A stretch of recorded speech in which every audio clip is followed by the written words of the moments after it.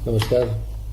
आज का दिन मुझे लगता है कि मध्य प्रदेश की हिस्ट्री में एक बहुत महत्वपूर्ण दिन है, जब प्रधानमंत्री जी की जो 2047 विकसित भारत की जो कल्पना है उसको साकार करने के लिए मध्य प्रदेश एक कदम और आगे बढ़ा है। और माननीय मुख्यमंत्री जी के नेतृत्व में ये प्रदेश लगातार नेशनलाइजेशन हो, नवाचार हो, गुड गवर्नेंस हो, उसमें हम लगातार आगे बढ़ रहे हैं।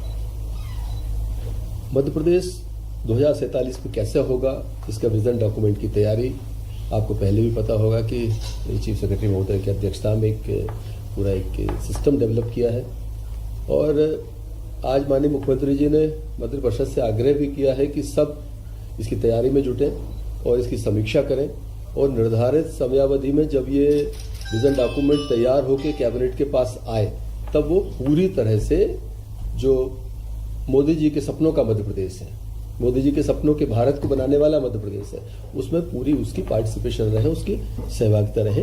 ये अपेक्षा माननीय मुख्यमंत्री जी ने आज सभी हमारे कैबिनेट के अंदर सदस्यों से की। एक बड़ा निर्णय मध्य प्रदेश में ऊर्जा के क्षेत्र में आज हुआ है, और मुझे लगता है कि ये आगे आने वाले वर्षों में एक मील का पत्थर साबित होने वाला है।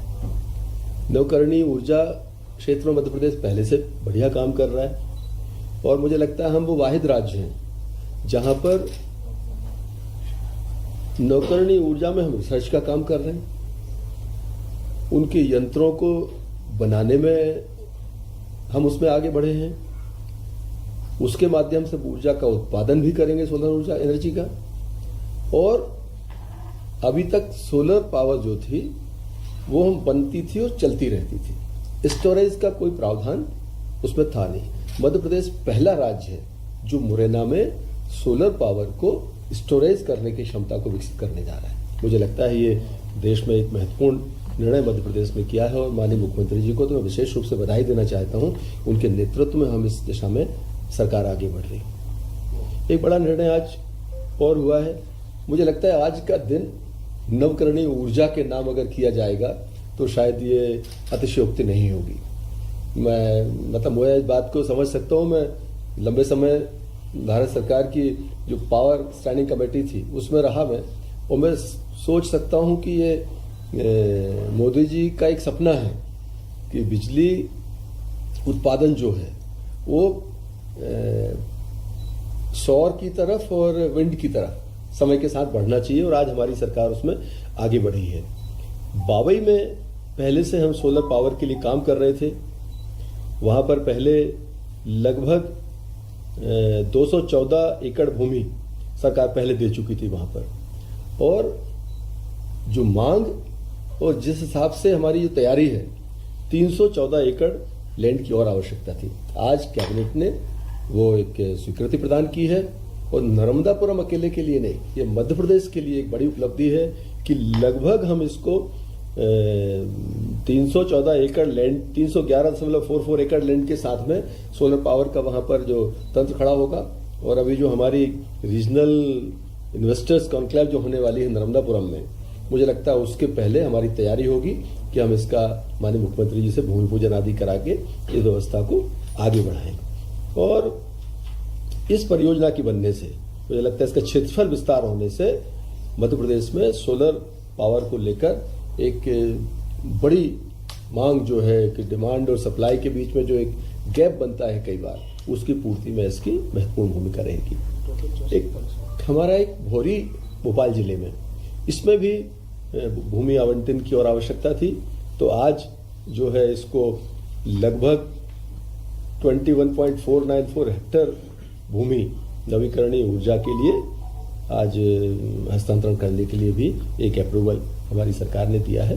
और NITSER का जो अधिनियम के तहत 2008 में की गई थी, संस्थान विशुद्ध एवं अनुप्रयुक्त विज्ञान में अनुसंधान के क्षेत्र में विश्वस्तरीय एवं उत्कृष्ट कार्य कर रहा है। प्रस्तावित अनुसंधान केंद्र का प्रमुख उद्देश्य सोलर सेल की दक्षता में वृद्धि करना, ऊर्जा के नुकसान को कम करने के अलावा पवन ऊर्जा सहित नवकरणीय ऊर्जा के अन्य स्रोतों में विश्व स्तरीय अनुसंधान को बढ़ावा देना है।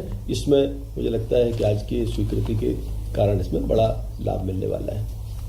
तीसरा एक बड़ा निर्णय जो आज यहाँ पर हुआ है कि जब हमारी सरकार माननीय प्रधानमंत्री जी के नेतृत्व में तीसरी बार एनडीए की सरकार बनी, तो प्रधानमंत्री जी ने, अगर मैं तारीख समझ पा रहा हूँ, शायद अगस्त की तारीख में भारत सरकार ने अपने कैबिनेट में देश के अंदर आवास योजना 3 करोड़ नए आवास, 2 करोड़ ग्रामीण क्षेत्र में, 1 करोड़ शहरी क्षेत्र में, जो आवास बनाने का एक कैबिनेट अप्रूवल देश में आया था।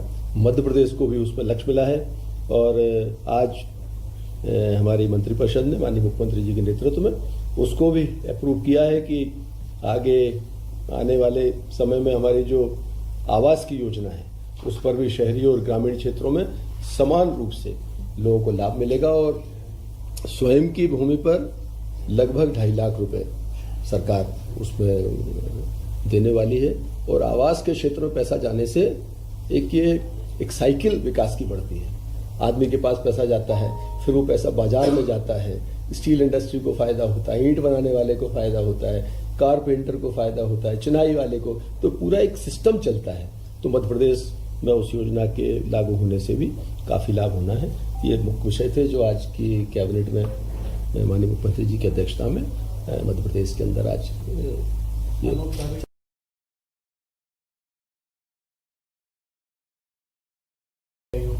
नहीं, ये अनौपचारिक जैसी कोई बात नहीं है। आज चूंकि माननीय उपराष्ट्रपति जी का उज्जैन प्रवास है, तो माननीय मुख्यमंत्री जी उनके स्वागत और उस कार्यक्रम के लिए वहां पर गए हैं।